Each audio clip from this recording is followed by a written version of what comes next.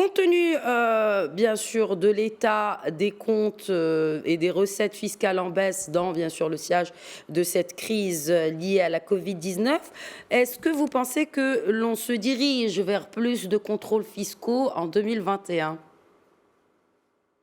C'est une question un peu difficile que je ne pourrais pas avoir la Mmh. réponse magique. En tout état de cause, les amnisties qui ont été lancées dans la loi de finances 2020 sont vraiment très courageuses d'un point de vue de l'État, de l'État du Royaume du Maroc, qui encouragent les gens à régulariser leur situation et à rentrer, entre guillemets, dans les rangs pour commencer une nouvelle page.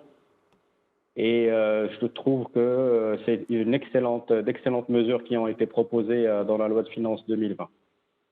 Pensez-vous qu'il faille prolonger les amnisties jusqu'en 2021? Euh, Tout à fait.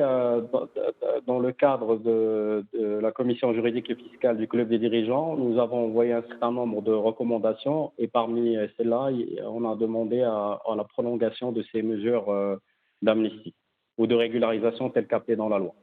Très bien. Alors revenons justement sur les autres amnisties qui figuraient sur cette loi de finances 2020 et notamment celle liée au foncier. De quoi s'agit-il exactement?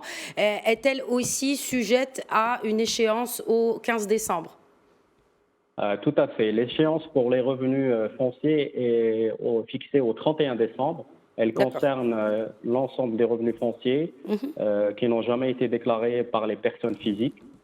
Ça peut être un immeuble, un appartement ou un terrain.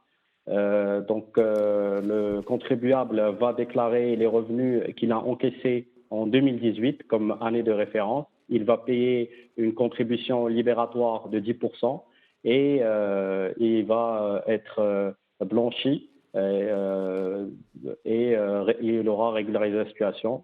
Bien, naturellement, à partir du 1er janvier 2019, il va continuer à déclarer ses revenus encaissés.